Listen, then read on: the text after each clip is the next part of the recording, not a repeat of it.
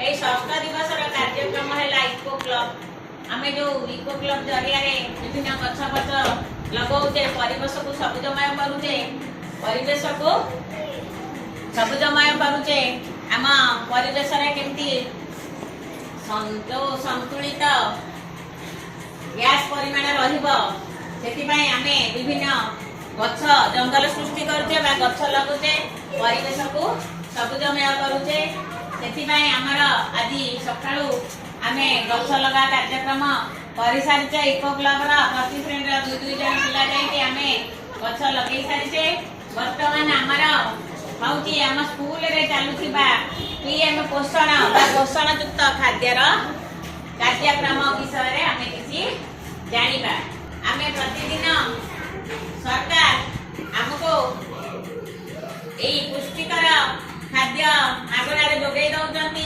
आमर साप्ताहिक चार्ट रही आम सप्ताह दी दिन भात डाली खाऊे भात डालमा परिवायुक्त डालमा आउ दी दिन भात बड़ी खाऊे सोया बड़ी आउ दी दिन भात आ अंडा तरकारी खाऊे से सब कौन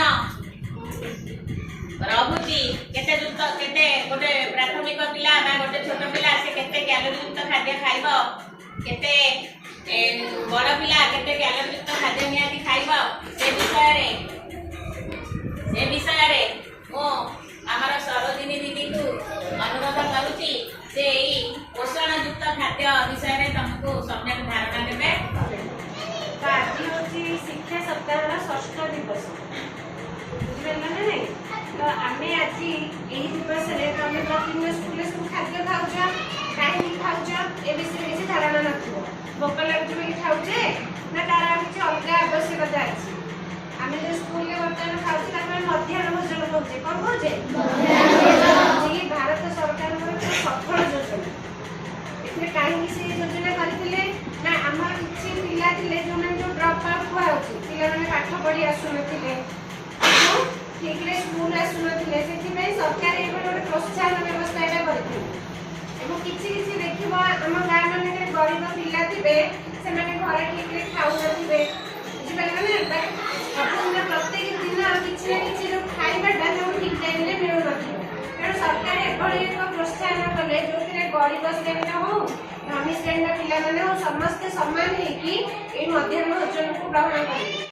503 कैलोरी शक्ति पाउचे बुझि पाले नै को माने हमें जो छोट छुआ माने बुझि पाले नै तमठार जो क्लास 6 रे तमठार टिके बड़ पिला अछंती से माने पाखा पाखी 745 कैलोरी शक्ति पाउछन कोथरो भात जो डालमा जो खाउछ भात डालमा तापरे सोयाबीन खाउछ सेटा निश्चित भाबरे हम देह पानी उपकारी अटे जेमिति हमें सोयाबीन नो केते कैलोरी पाउचे ना पाखा पाखी से 450 रु 70 भीतर कैलोरी शक्ति हमें पाउचे एवं पाखा पाखी 719 कैलोरी मध्ये बड़ पिला माने जो माने षष्ठ रु अष्टम रहले से माने पाउचन एवं अंडा खाउछ सेतिर पाखा पाखी हमें 506 कैलोरी शक्ति पाउचे एवं बड़ा पिला माने 721 कैलोरी शक्ति पाउछन तापर आसीबा हमें जो प्रोटीन पुष्टि सारटा ग्रहण करूचे ताको हमें ग्राम रे करबा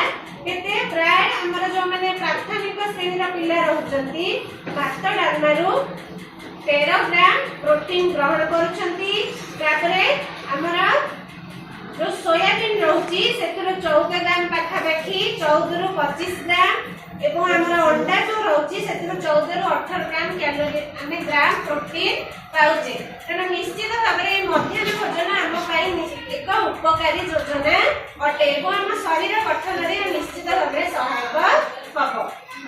पृथ्वी रे प्रथमे जीव रो सृष्टि होतला कोठी हेतला जल रे आज मतलब देखि परबो विभिन्न जलचर जीवन अछंती आ माने स्थल भागरे बास कले मध्य आमानकर निहाती जलर आवश्यकता अछि आमानकर नुह जीव जगतर जलर आवश्यकता अछि ना नहीं जीव जगत का कहै जे जीव जगत का कहै जे उभय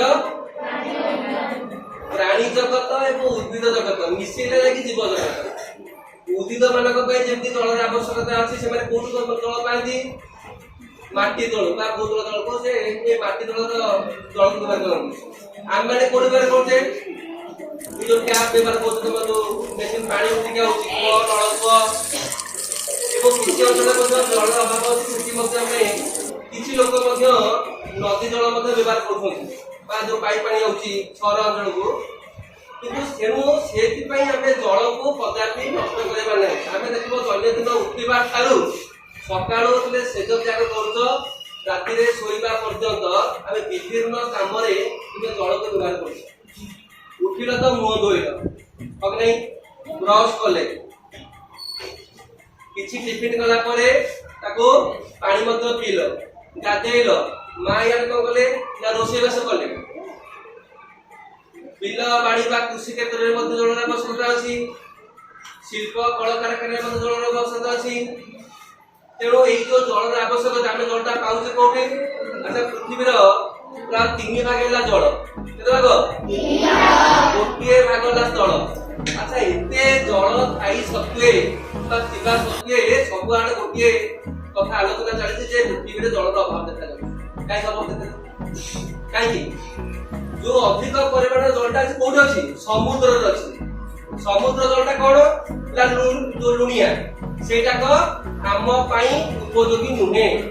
ଖାଲି ଆମ ଜୀବଜଗତ ପାଇଁ ନୁହଁ ବା ପ୍ରାଣୀ ଜଗତ ଉଦ୍ଭିଦ ନୁହଁ, ଆମେ କୌଣସି କଳକାରଖାନା ମଧ୍ୟ ବ୍ୟବହାର କରିପାରିବାନି। ଯଦି ସେ କଳକାରଖାନା ସେଇ ପାଣିକି ବା ସମୁଦ୍ର ପାଣିକି ନେଇକି ଏଣ୍ଟ୍ରି କରିବା ବା ଭର୍ତ୍ତି କରିକି ସେ କଳକାରଖାନାରେ ବ୍ୟବହାର କରିବା, ତାର ଯୋଉ ଯନ୍ତ୍ରାଂଶ ଅଛି, ଯୋଉ ଇକ୍ୱିପମେଣ୍ଟ ଅଛି, ସେଟା ସବୁ କଣ ହବ? ନଷ୍ଟ ହବ, ଜଳ ଖାଇଯିବ, ଖୁବ ଶୀଘ୍ର ସବୁ ନଷ୍ଟ ହେଇଯିବ।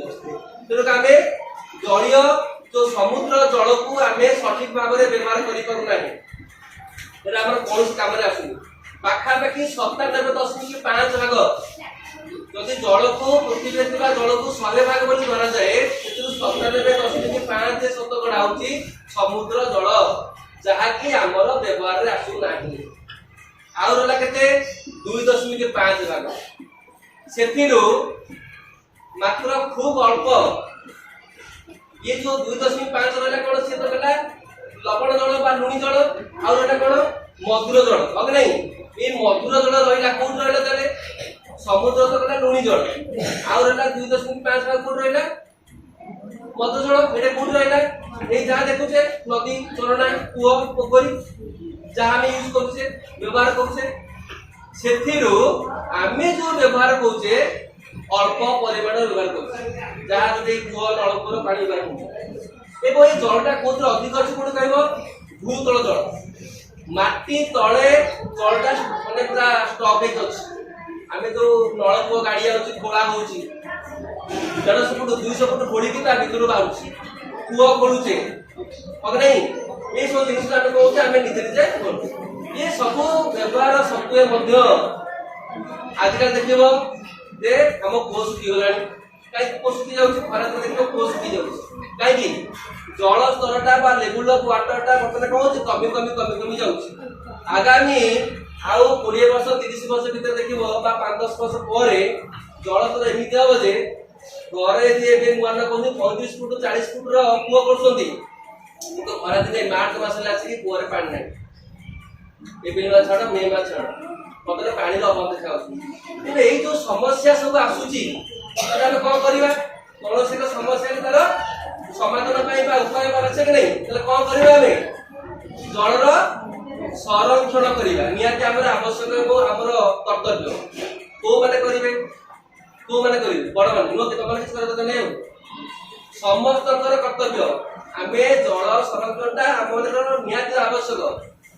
ସମସ୍ତେ ଆମେ ଜଳ ସଂରକ୍ଷଣ କରିବା। ଗୋଟେ ଲେଖା ଗଛ ଲଗେଇବା କଥା ଆମେ ଖବର ଦେଇଥିଲୁ, କିନ୍ତୁ ମା ମାନଙ୍କର କାମ ଯୋଗୁଁ କେହି ଆସିପାରିନାହାନ୍ତି। ତେଣୁ ତମେ ଘରେ ଗଲେ ନିଜ ମାଙ୍କ ସହିତ ମାଙ୍କୁ କହିକି ଯେକୌଣସି ଜାଗାରେ ଗୋଟେ ଗଛ ଲଗେଇବ ଏବଂ